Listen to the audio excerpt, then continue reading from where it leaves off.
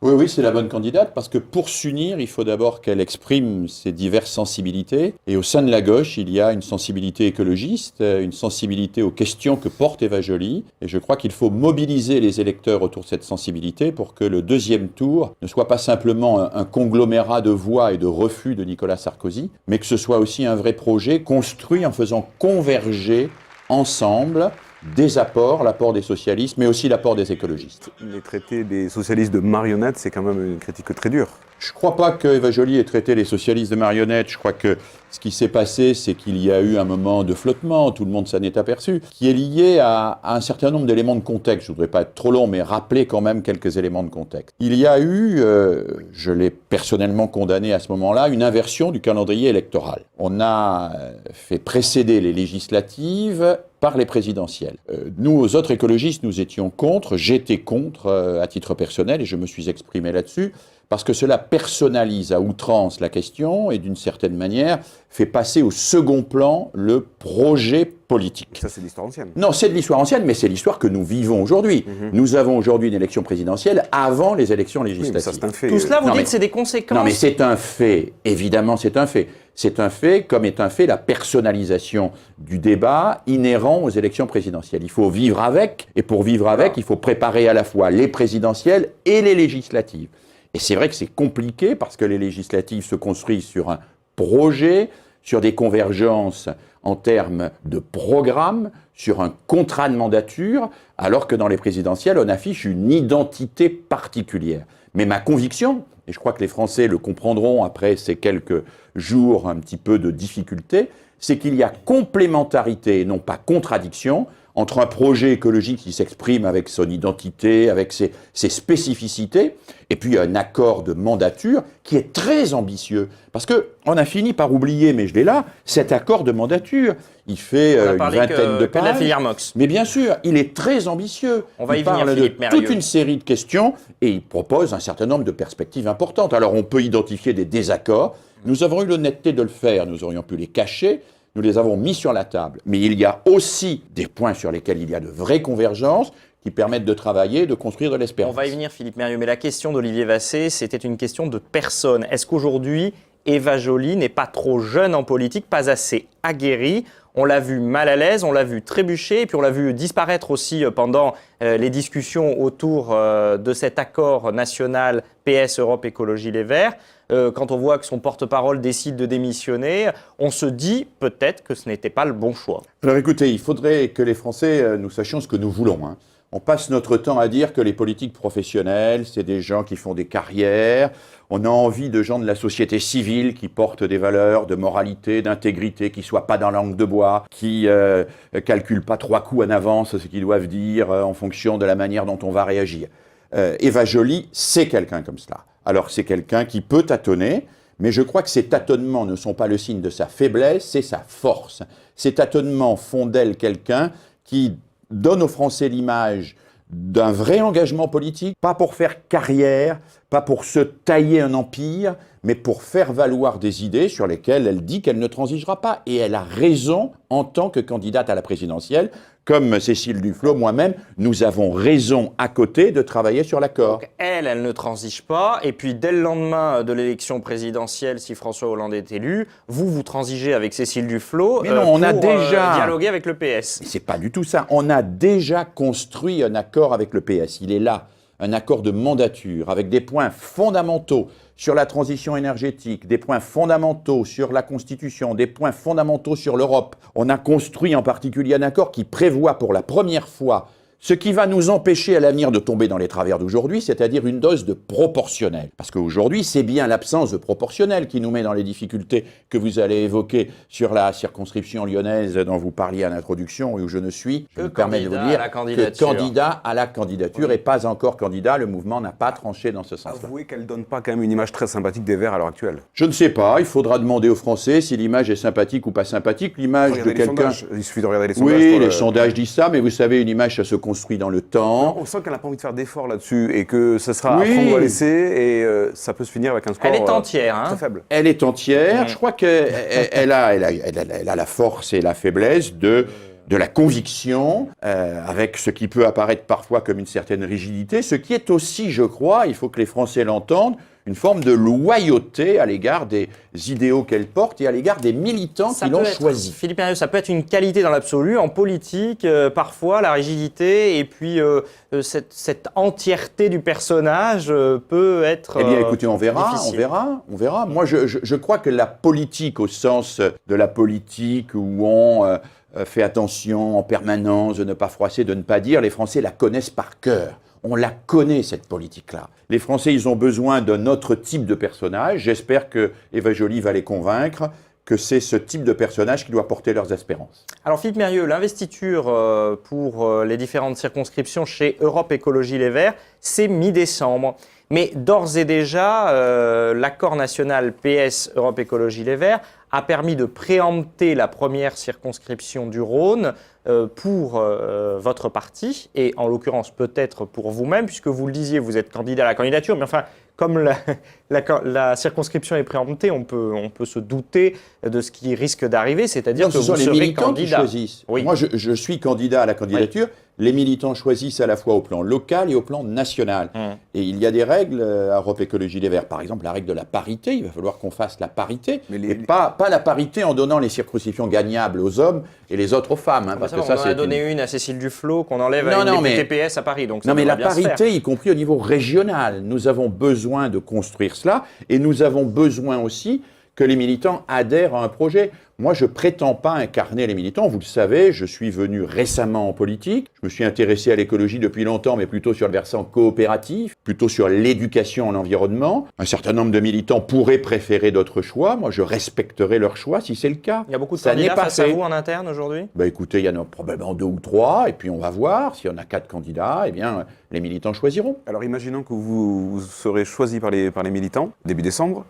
Est-ce qu'il est totalement inenvisageable pour vous de changer de circonscription pour apaiser les bagarres avec Gérard Collomb sur cette première circonscription qui pousse, lui, pour la candidature de Thierry Braillard ?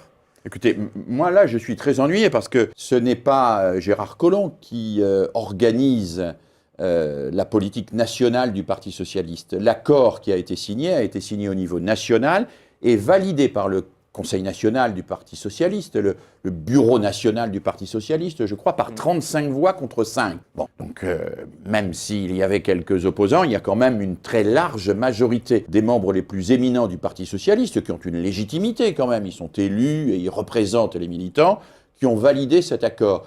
Moi, je m'en tiens, et avec beaucoup de scrupules, au vote du Parti socialiste et à la décision du Parti socialiste. Ensuite, nous avons chacun de notre côté, le Parti socialiste et nous, entériner ces décisions. Elles sont maintenant nationalement constituées comme définitives. Vous ne reviendrez pas en arrière. Bon, moi je n'ai aucune raison de revenir en arrière, d'autant plus que pour moi aujourd'hui, je vous le dis en toute simplicité, le débat est plutôt un débat à l'intérieur du Parti socialiste. Il n'y a pas de débat entre Europe Écologie et le Parti socialiste. Le Parti socialiste et Europe Écologie se sont mis d'accord sur le fait que cette circonscription revenait à Europe Écologie Les Verts. Est-ce que du côté de la Croix-Rousse, Europe Écologie Les Verts n'aurait pas été plus légitime sur la deuxième circonscription où vous faites depuis quelques années de bons scores ? Des scores tout à fait exceptionnels, y compris une conseillère générale. Tout à fait. Je suis très heureux que Raymonde Poncet, que j'ai beaucoup soutenu sur le terrain, ait été élue comme conseillère générale sur la Croix-Rousse. Oui, probablement, mais vous savez, un accord, c'est un accord national, mais il y a des réalités locales. C'est aussi ce que dit Gérard Collomb. Mais ces réalités locales, on peut quand même imaginer que les négociateurs nationaux les connaissent. Et en particulier, s'ils ne nous ont pas donné les circonscriptions de la Croix-Rousse, la deuxième circonscription, c'est parce qu'il y a en place un député local PS, Pierre-Alain Muet, qui a été un des plus assidus, un des plus actifs à l'Assemblée nationale. On peut et donc, ne pas visiblement, le groupe PS ne veut pas se passer pour la prochaine législature. Donc voilà, donc il y a des réalités locales. Qu'on ne nous dise pas que les négociateurs nationaux n'ont pas tenu compte des réalités locales.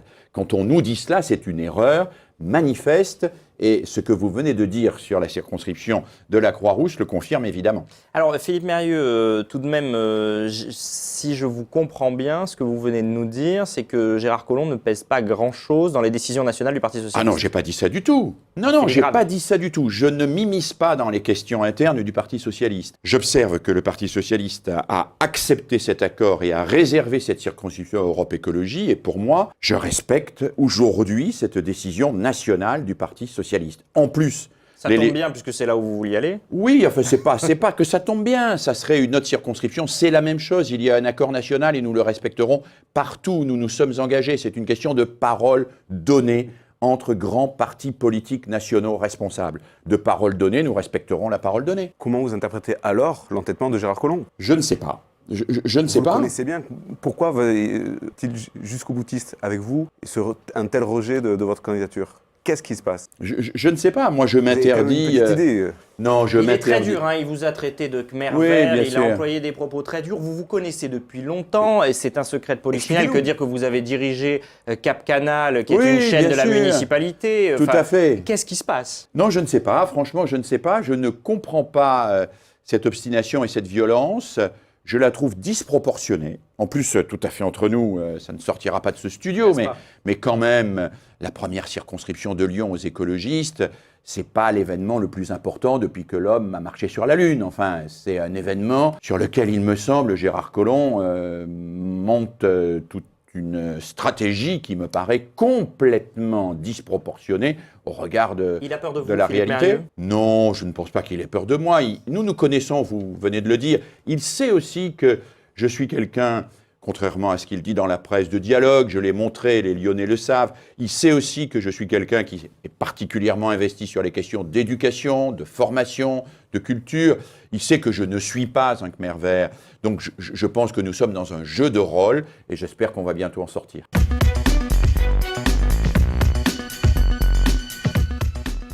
Philippe Mérieux, vice-président Europe Écologie Les Verts du Conseil régional Rhône-Alpes est l'invité cette semaine de notre forum Droit de cité. Philippe Mérieux, on va continuer à parler un tout petit peu de la première circonscription qui fait beaucoup débat en ce moment. Est-ce qu'il y a, vous dites que vous connaissez depuis longtemps avec Gérard Collomb, un vieux contentieux? Est-ce qu'à un moment donné, dans vos rapports avec Gérard Collomb, votre gestion de Cap Canal, votre départ de Cap Canal, il y a eu un vieux contentieux à un moment donné pour qu'il vous en veuille autant? Mais pas du tout, absolument pas. Enfin, vous n'êtes jamais disputé. Moi, je me souviens avoir fait des campagnes municipales pour Gérard Collomb quand il était candidat dans le 9e, avoir fait sa première partie dans une salle derrière Perrache avant qu'il entre sur la musique de Champs-Élysées. Ça date alors? Ça date un peu, c'est pour vous dire le temps, on ne le ferait plus aujourd'hui. Il avait une moustache, je voulais dire, c'est ça? Il avait une moustache, c'est ça? Moi aussi. Non, simplement, ce que je veux dire là, c'est que je pense que nous sommes là en face d'un phénomène qui dénote, me semble-t-il, une réaction excessive. Et pour tout vous dire, j'espère que les choses vont s'apaiser et qu'on distinguera aussi, comme je crois que c'est très important, les ennemis des partenaires. Parce qu'aujourd'hui, que fait Gérard Collomb? Il attaque les écologistes. Moi, je voudrais voir Gérard Collomb beaucoup plus offensif avec la droite, avec l'UMP. Qu'est-ce qu'il fait? Il passe son temps dans les médias à dire que les écologistes sont des Khmers, etc., etc.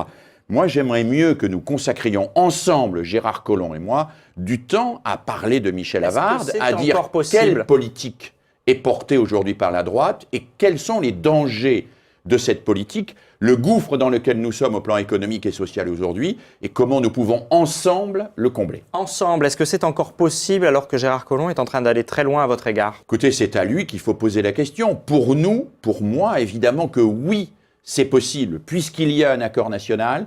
Oui, c'est possible, puisqu'il y a des convergences. Oui, c'est possible, puisque nous avons réellement la possibilité à Lyon d'avoir des circonscriptions où le Parti socialiste se présentera et où peut-être nous nous présenterons en le soutenant à ses côtés, et des circonscriptions où Europe Écologie se présentera et où nous acceptons, et avec beaucoup de plaisir, que par exemple un suppléant ou une suppléante vienne compléter la candidature d'un écologiste. Suppléant ou une suppléante socialiste. Est-ce que la réaction de Gérard Collomb ne s'explique pas aussi par les bons résultats des Verts sur Lyon ces dernières années? Est-ce qu'il redoute une progression des Verts à Lyon? Ça encore, il faut le lui demander à lui. Mais qu'est-ce que vous en pensez? Je vous pose la question à vous. Je sais pas. Moi, je suis pas dans la tête de Gérard Collomb et de ses conseillers, de son entourage. Je crois qu'il y a une montée réelle des écologistes parce que ça correspond à Lyon comme ailleurs à une aspiration réelle.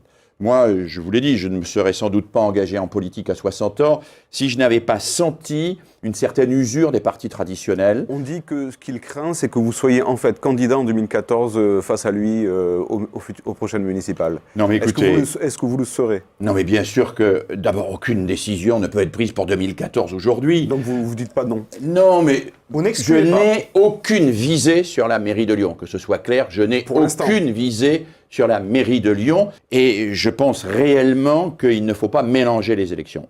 Élections législatives nationales, projet national, construction d'un contrat de mandature Et autour ensuite, de on verra. valeurs partagées. Les municipales, c'est dans 2 ans. Mais oui, les écologistes décideront. Voilà, Nous parce sommes que un parti Philippe aussi. Mérieux, on peut imaginer que Europe Écologie Les Verts, fort des bons scores auxquels faisait référence Olivier Vassé il y a un instant, pourrait avoir au premier tour d'une élection municipale dans une ville comme Lyon un candidat indépendant. Aujourd'hui, ça n'est plus impossible, impensable. Les écologistes le décideront.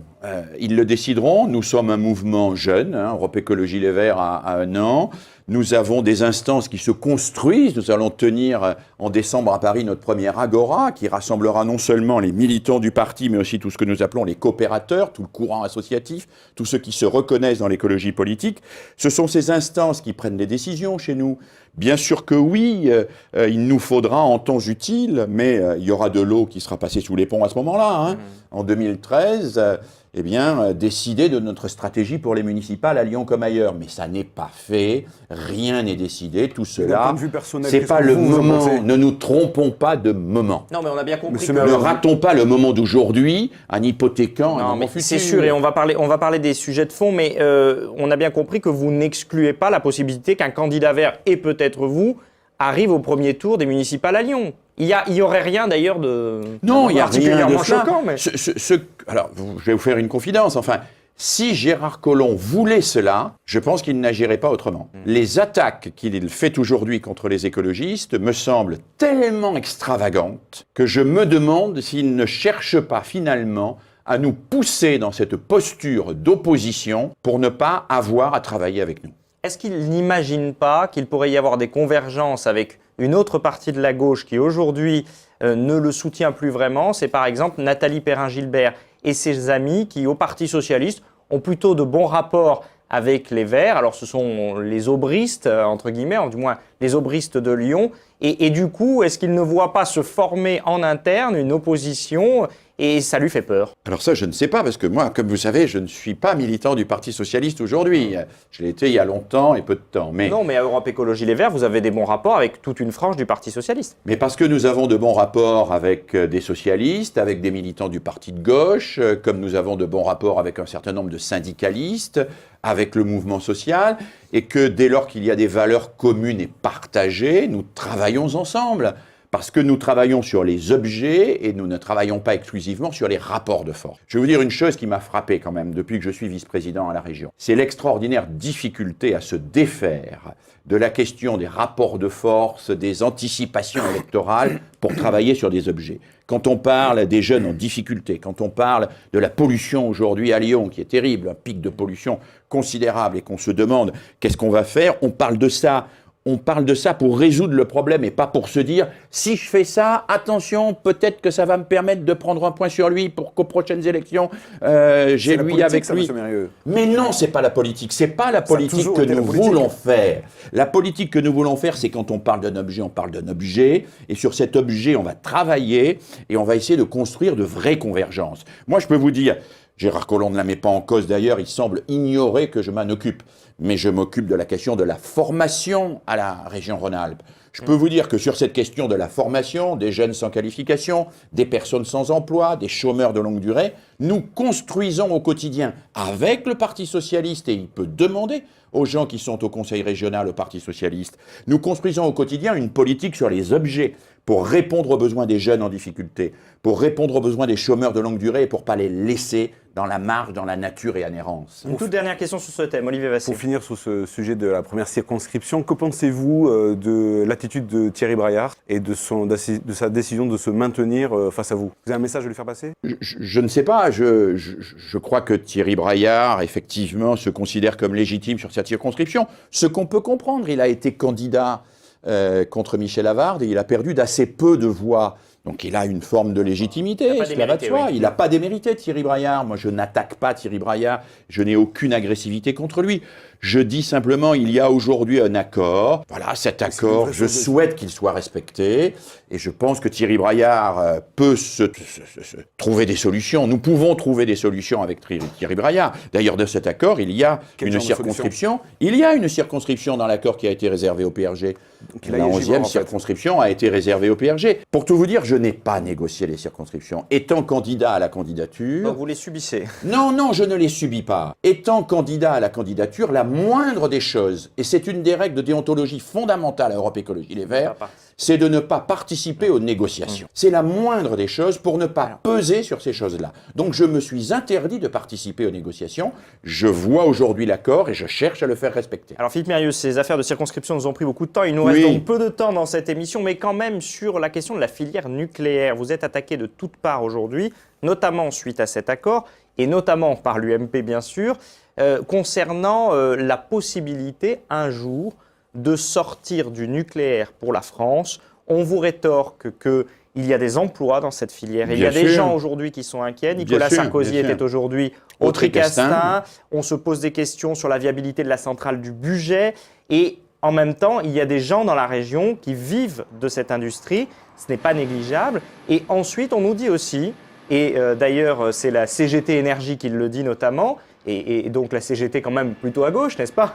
Vous ne me direz pas le contraire, qui dit « Attention, l'électricité sera plus chère si demain il n'y a plus de nucléaire en France ». Alors à ces deux questions, est-ce que vous pouvez sérieusement nous dire que malgré ça, on peut sortir du nucléaire? Oui, on peut sortir du nucléaire, j'en suis profondément convaincu. D'ailleurs, les choses évoluent. Vous avez vu que depuis un mois que le nucléaire est au cœur du débat politique français, les lignes bougent. Et en particulier, on commence par faire les comptes d'une manière qui n'est plus monolithique. On regarde ce que ça va coûter de sortir du nucléaire, mais il faut aussi regarder ce que ça va coûter de rester dans le nucléaire, avec des centrales qui sont toutes extrêmement vieillissantes. Le budget devrait être fermé, normalement, depuis 5 ou 6 ans, parce que c'est obsolète. Ceux qui y travaillent vous écoutent et vous regardent. Oui, bien sûr.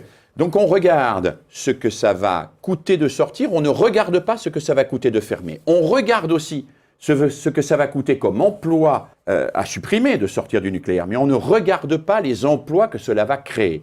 Nous sommes convaincus qu'il y aura énormément d'emplois créés par la sortie du nucléaire. D'abord, il faut démanteler les centrales. Ça va coûter beaucoup d'argent, c'est vrai, mais ça va aussi demander un effort considérable. Nous sommes partisans, nous, au niveau du groupe d'Europe Écologie Les Verts de Rhône-Alpes, de faire du Bugey, justement, un lieu d'excellence sur le démantèlement des centrales, avec des experts et un lieu d'excellence à la fois national et international pour apprendre, pour travailler, pour réfléchir et pour former aussi des gens pour ce démantèlement des centrales qui est inévitable, parce qu'il faut démanteler un certain nombre de centrales. Dans le contexte économique que nous connaissons, est-ce que vous ne dites pas, effectivement, nous on a toujours voulu sortir du nucléaire, mais aujourd'hui, il faut peut-être attendre? On ne dit pas du tout qu'il faut attendre, on dit qu'il faut engager le mouvement. Il est engagé d'ailleurs dans l'accord que nous avons signé avec le Parti Socialiste, et il faut l'engager d'une manière volontariste. Parce que vous savez, il y a un problème de clapet là-dessus.